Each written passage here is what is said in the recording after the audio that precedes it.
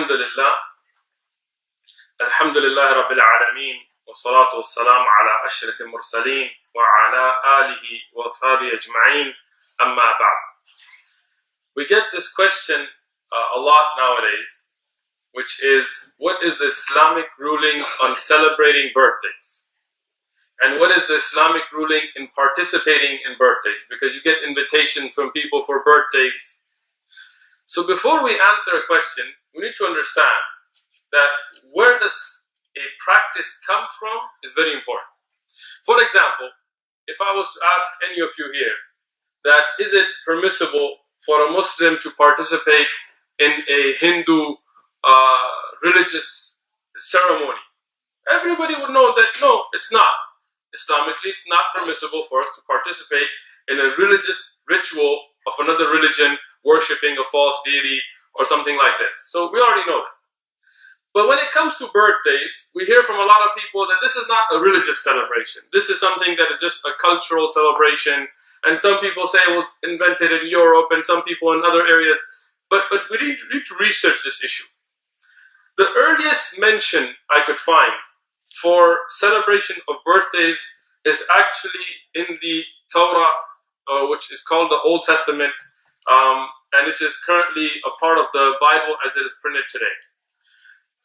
So before I mention it, when I heard about this, I thought maybe they had a proof from Musa alayhi salam or Ibrahim alayhi salam, so it would be a proof for us. But in fact, when we look at Genesis 40 verse 20, we find in it, now it came to pass on the third day, which was the Pharaoh's birthday, and he made a feast for all his servants. So who started the tradition of birthdays, as far as we can find in historic records, is the Pharaohs, not the Anbiya, not Ibrahim alayhi salam, not Musa alayhi salam. In fact, in the Old Testament, the Torah, or the New Testament, the Injil, or the Quran, or the Zabur, we don't find a single prophet or a pious man celebrating their birthdays, only the wicked. But you could say, okay, that was something in the past, and that's how it started, but it's not a religious thing today. We don't celebrate it religiously. But I'm going to ask you, what do you do on birthdays? You get cakes, and you put candles, and you light them, and you make wishes, and you blow them out. So where did all that come from? And I'm not going to guess at it.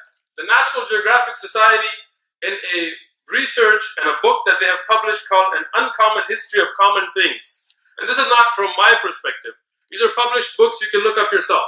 When they talk about birthdays and birthday cakes, they said that ancient Greek, the pagans, idol worshippers, the ancient Greek baked round or moon-shaped honey cakes, and they were as a tribute, a religious ritual, a tribute to Artemis, the moon goddess. This was a religious practice, and the candles were lit so the moon glow can be imitated in the ritual that they did for Artemis, the moon goddess, a Greek pagan ritual.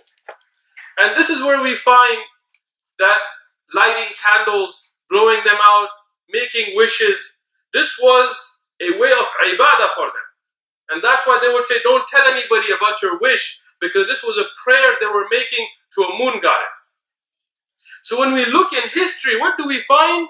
In reality, this was a pagan religious ritual, a worship that they did on their birthdays. They made cakes, they lit candles, and this is historically documented. And that's why, as an advice even to those Christians and Jews that may be watching these videos, we find in the earliest works of the Jewish traditions and the Christian tradition condemnation of birthday celebrations as a pagan festival. And that's why Origen Adamantus, who was from 184, as they say, AD, he wrote that Christians should not only refrain from celebrating their birthdays, but should look at them with disgust, because this is a pagan ritual, religious ritual. This was even in the writings of Christians.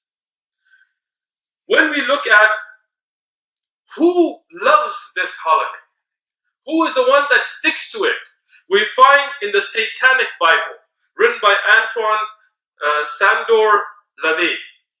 He wrote what's called the Satanic Bible, and you can find it. And he wrote in it that the highest of all holidays in the Satanic religion is the date of one's own birth. This is the most beloved, the most practiced, and the highest of the festivals of those who worship shaitan. And what do we find in our religion in Islam? Not a single place in the Quran where any birthday is celebrated. Never in the life of the Prophet sallallahu alaihi wasallam or the Sahaba radiallahu anhum. Rather, we find the hadith in the Sunan of Abi Dawud, which is a Hasan hadith reported by Ibn Umar radiallahu anhuma from Rasulullah sallallahu alaihi wasallam, who said, "Man tashabbah biqawmin fahuwa min." Whoever imitates a people, then he is from them. So when we celebrate birthdays, who are we imitating? The pharaohs, the Greeks worshipping their goddesses, or the Satan worshippers who consider this their highest holiday? And that's why when we look at the hadith of Sahih al-Bukhari, it's muttafaqun alayh, where Rasulullah sallallahu alayhi wa sallam told us, "Al-mar'u ma man ahabba." A person is with whom he loves. So on the day of judgment, if you want to be raised with Satan worshippers and the pharaohs and the Greek mushrikeen, khalas, birthdays are yours. But if you want to be raised with Rasulullah sallallahu alayhi wasallam and the Sahaba and the Salihin, then birthdays are not permissible in Islam. Not to celebrate your own, not to participate in any others. This is a religious, pagan festival, a celebration that had religious connotation, and even today, the practices that are in it are still from those religious rituals. It is not permissible for Muslims to celebrate them or partake in them, and Allah subhanahu wa ta'ala knows best. Jazakumullahu khairan. Wa akhir ad-da'wana, alhamdulillah.